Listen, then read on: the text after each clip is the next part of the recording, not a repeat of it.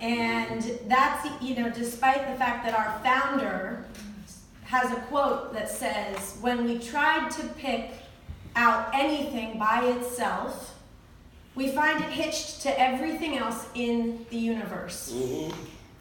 Now, our founder probably said that in the late 1800s, around the time that the Sierra Club was founded, and I'd be willing to bet that John Muir was not a particularly woke guy, but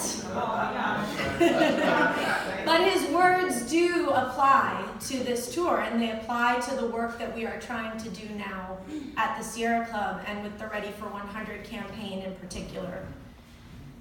The root causes of injustice are interconnected, and so are the solutions that we need to be fighting for. And one of the systems that props up injustice all across our country, you could call it a pillar of injustice, is our energy system. It's a system that thrives off of and perpetuates racial injustice. It thrives off of and perpetuates economic injustice, gender injustice, energy inequity, and the same special interests that are polluting our environment, our communities, are polluting our democracy. So the vision and the goal of Ready for 100 is to fight for a more just and a more equitable society. Amen. Powered by 100% renewable energy.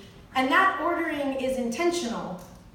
Note that I didn't say that 100% clean energy is the end goal, because a clean energy economy is not immune from the same injustices that plague our current energy system. We can't power up our society by pushing out people. Amen. Say it. We need to be explicit. We are not just trying to change how we power this country.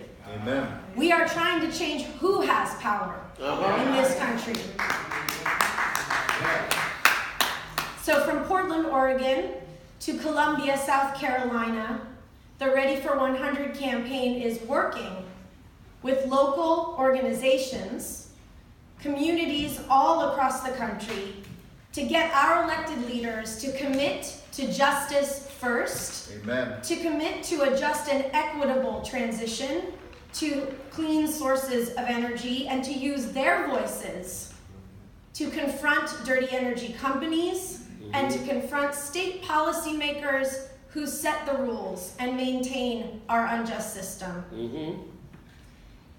It's true that no two communities will get there in the same way. In Pueblo, Colorado, a place that we've been working for a couple of years, Pueblo is a poor community. It is a community where the majority of the population are people of color.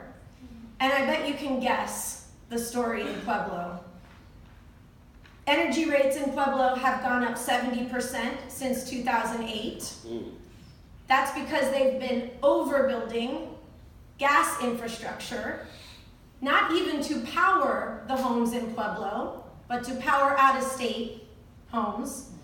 And last year, the utility, Black Hills Energy, disconnected 7,000 households. That's in a community of 43,000 people. Wow. 7,000 households disconnected because you know why?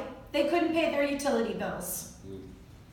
So local organizations, and I'm talking about the homeless shelter. I'm talking about pastors and communities of faith from across the city. I'm talking about local organizing groups and the Sierra Club. They worked together, first to get a commitment from the city that they would not build any more fossil fuels that would jack up the prices more than they'd already been jacked up. So they committed to 100% renewable energy, and now they're dealing with how do we get there? And they are demanding from their local leaders that the city break up with the utility and that they forge a path for ownership of their energy infrastructure that's for and by the people of Pueblo. What do we call that? Justice first. Justice first. So that's just one example of the many ways that communities locally are confronting these issues, putting justice first. And many communities are already leading this transition, including, I know, right here in North Carolina. I want to talk to the woman over there from Ready. To date, 63 towns and cities across the country, big and small, urban and rural, liberal and conservative, have made this commitment. But it's not about the commitment, it's about what we do to make this transition once that commitment is on paper.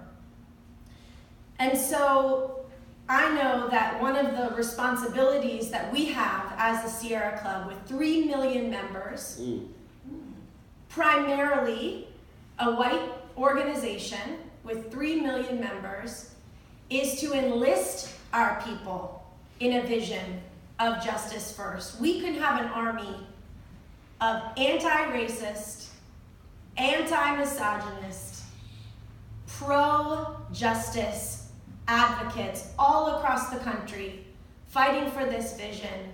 So that's what we're going to do. We're going to keep working. We're going to keep on pushing. We're going to keep educating. We're going to keep training. We're going to keep organizing. And we want to do